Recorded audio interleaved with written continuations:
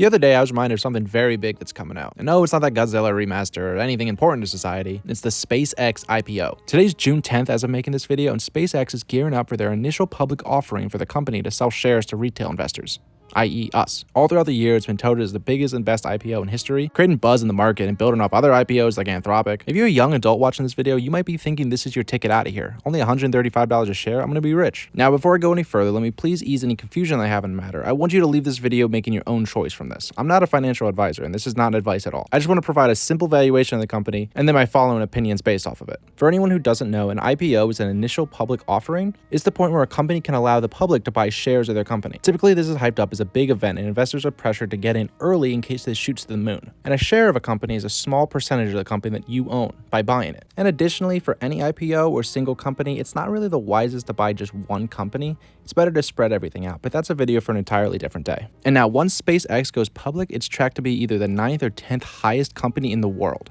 Most of that's due to them gaining a valuation of $1.75 trillion. Now you may be thinking, where did they get this figure from? A pretty stacked cabal of institutions were in charge of underwriting this one, led by Goldman Sachs, Morgan Stanley, Bank of America, Citigroup, and JP Morgan Chase. These are some pretty wealthy firms, and they would stand greatly to benefit from this thing having a successful launch. But you still might be thinking, that's really high. And I gotta be honest, I do not buy it. An equity analysis at Morningstar named Nicholas Owens only valued the company at $780 billion. That's a pretty steep difference, about 46% lower than the current valuation target. So what does this mean? Well, if you want my opinion on it, last year they only generated $18.7 billion in revenue, and again targeted at $1.75 trillion, making it 90 times higher than any of the revenue. And I know there's more factors that go into evaluation, like the industry, the market, and future forecasting, but this is a really big gulf. I think it's safe to say that this is overvalued. Okay, you might be thinking, sure, it's a little bloated and overhyped, but he's an eccentric guy and there's a lot of buzz around him, so what? Well, this is where it gets pretty dangerous. I'll pause and say that if you're a seasoned investor and you have the capital, you can do whatever you want. But for first-time investors and young adults who are seeing this and really want to jump on thinking now is the time, I really want to warn you. Only 5% of this company is going public. 95% of it are staying within institutional investors. Why would they only let out that much for a big IPO? I don't want to get too ahead of myself, but I think this is just a way to generate enough revenue to make a safe exit opportunity for everyone involved. They're all jumping ship. For some history and to catch us up where we are right now, SpaceX recently bought out XAI, which is just an unprofitable merger from Twitter, as well as an equally unprofitable venture into a bunch of AI tools. But here's the catch. They didn't buy it for any cash. They bought it with SpaceX stock. So now the failed Twitter investors and the failed XAI investors are seated within this sort of profitable SpaceX company,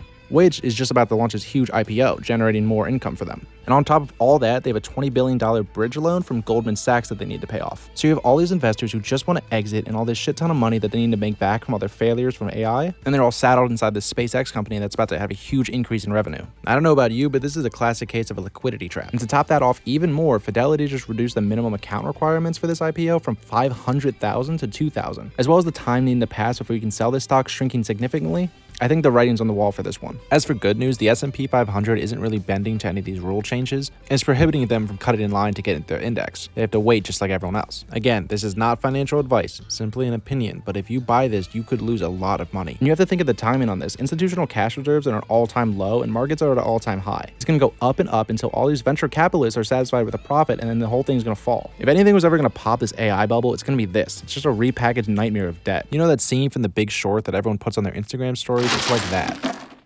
Even if this wasn't a shady bridge loan cover-up or it wasn't even overvalued at all, IPOs typically don't do well in their first couple years, and it's just good advice to really avoid them altogether, regardless of the hype on the internet. And all these companies profit immensely from it. Robinhood started incorporating ChatGPT into its stockholding thing, to the point where it's just going to recommend users to get the SpaceX IPO and do it in their sleep when they're not looking, because they'll have it set to automatic trades. So what do we do? Well, this one's really easy.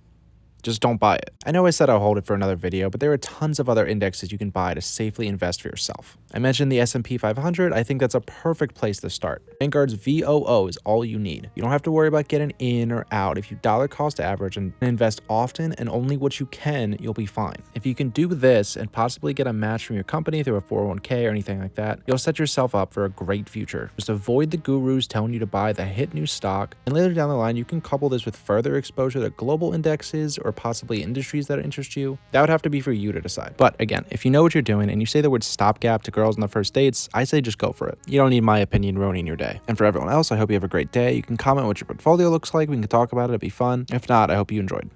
Goodbye.